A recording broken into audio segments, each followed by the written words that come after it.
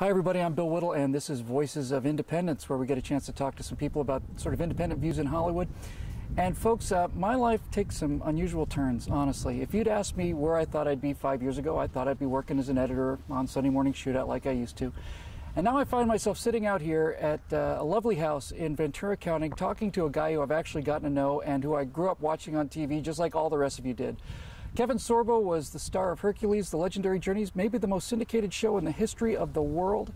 Did another long stint in Andromeda, which I enjoyed very much. He's gotten to be a guy I've gotten to know, and we're very, very pleased and very proud today to be talking with my buddy Kevin Sorbo. Kevin, it's great to be in your perfect little piece of paradise here. It's good to be here. This is my little escape from the rest of Los Angeles. Really There's no nice. question about it. We like to, we have this sort of affectation almost. We like to ask this question first because we think it's kind of the key question. We believe that politics and all of this stuff is downstream of culture. We think that people are actually formed in some way by the kind of movies and television that they see growing up. So we thought we'd ask you, before we get into all the work that you've done, what kind of stuff did you watch as a little boy and what kind of effect did it have on you? You know, I grew up, my mom watched a lot of the old Hollywood movies with Spencer Tracy and Humphrey Bogart, and I love that stuff. I love the writing back then. There was a lot more original stories. It wasn't like a rehash of everything that's going on now in Hollywood. And it was a huge influence on me. I knew right then and there I wanted to be in the business. I wanted to be an actor. How old were you? Oh, I couldn't have been, I was 7, 8, 9, 10 years old. So Spencer Tracy and those kind of old black and white, kind of old school Hollywood movies really put the hook in you. Oh, there's no question. That's remarkable. What really sunk, really kind of sealed the deal for me was when I was 11 years old.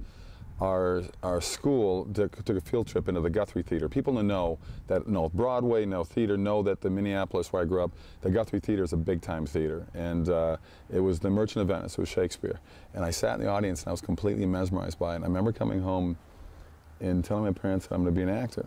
They're going, "Oh, that's nice, dear," So because I didn't really pursue it until I got out of college. It was in college I started taking classes with it, but I didn't.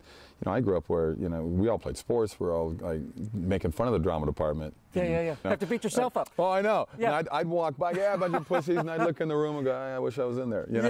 Oh man. And it was funny because I was a jock. I played football, basketball, baseball, did all the sports. But it wasn't until I got into college I said, grow some balls.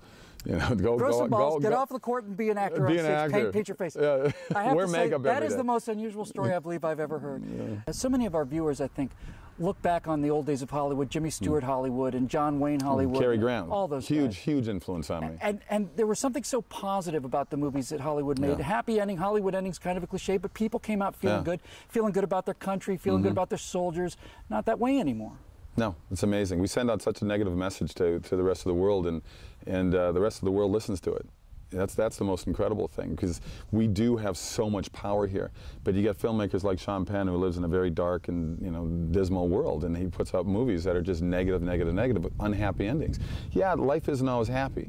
But I generally, if you look at the top 100 grossing movies of all time, they're family movies, they're G-rated, they're PG, they're comedies. The bulk of them. There's some great movies out there that have an R rating. I understand that.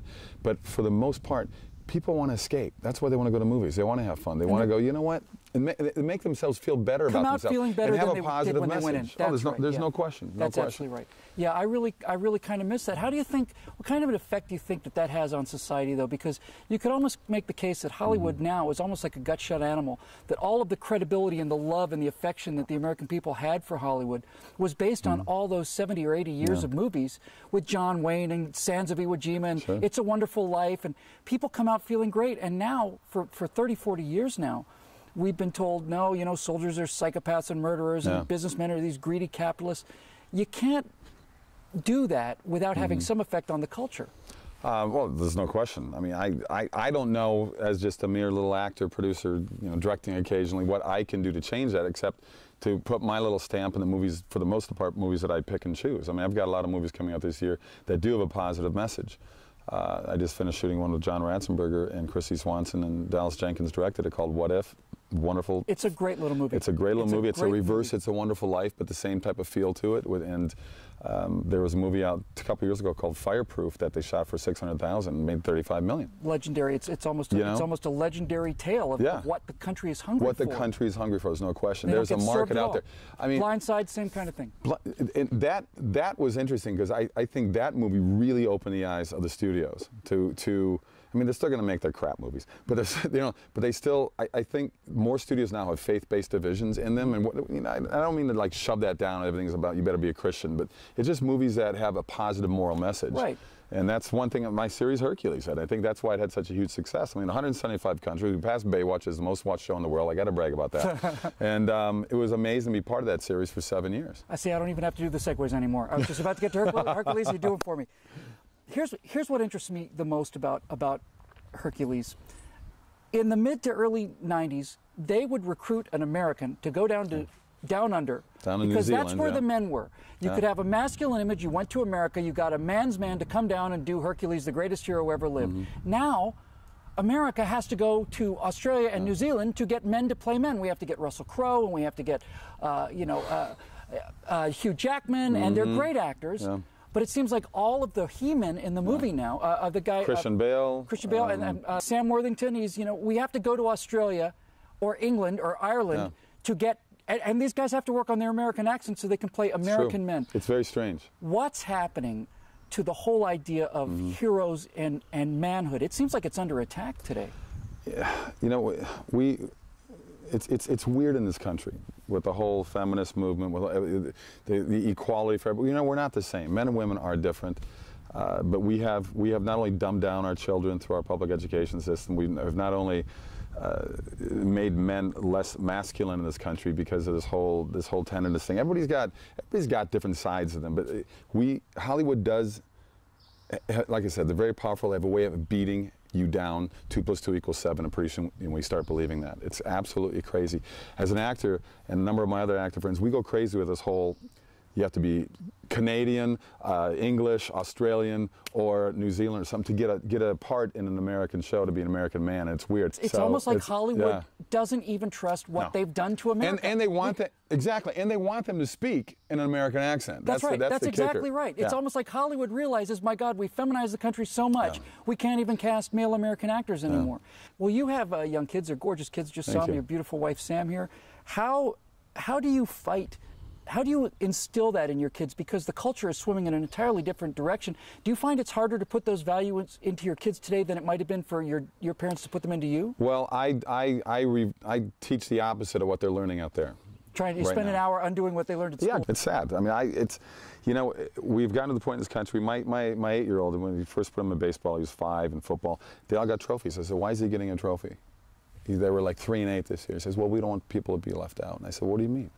When I was that age, when you had a worse team, you had a worse team. That's the way it is. So what did I do? I went out and practiced harder. That's right. It's like the Tiger Woods syndrome. It's really unfair that Tiger Woods wins so many tournaments, wins the Masters, wins a green jacket. Everybody gets a green jacket. Everybody gets $1 million. Everybody wins the Masters. That's the way it should be. I mean, it's so ridiculous. We celebrated mediocrities to such we keep raising the bar that everything's okay and everything's fine, and it drives me absolutely insane. And what does winning mean if you've never lost? It's the exact same thing you said. My Little League baseball team, when I first played, we were 0-10. I was the worst player on the worst team in right field. They moved me to first base. We went 10-0. I think it had to do with moving me to first base. In fact, I'm pretty sure of it.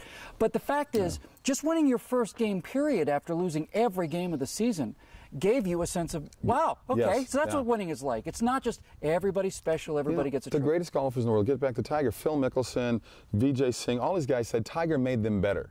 When I was growing up, when I was in 8th grade, I wanted to play the 10th, 11th graders in basketball. Yeah. That's what made me better. That's exactly right. You have to have competition, because these kids are going to get out of high school, get out of college, get in the real world, and they go, I can't have that Mercedes. No, you actually have to earn that. You have to work for it.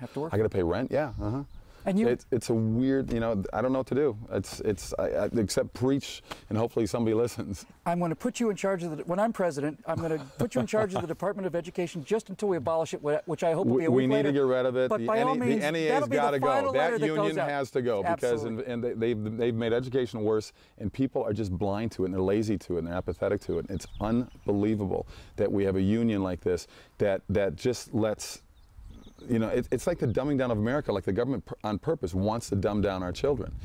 And parents, you know, we're getting generation after generation doing it, and they're just not paying attention to it because they grew up in that same stupid system. Yeah. You can't have my father's a school teacher for 35 years in junior high. You can't have, when I got out of school, I realized who was good and who was bad as a teacher. You can't have a 20-year teacher and a 20-year teacher. One's fantastic, one's good, and pay them the same. There's no motivation in there, because pretty soon that really good teacher's going to go, you know what, why should I try so hard?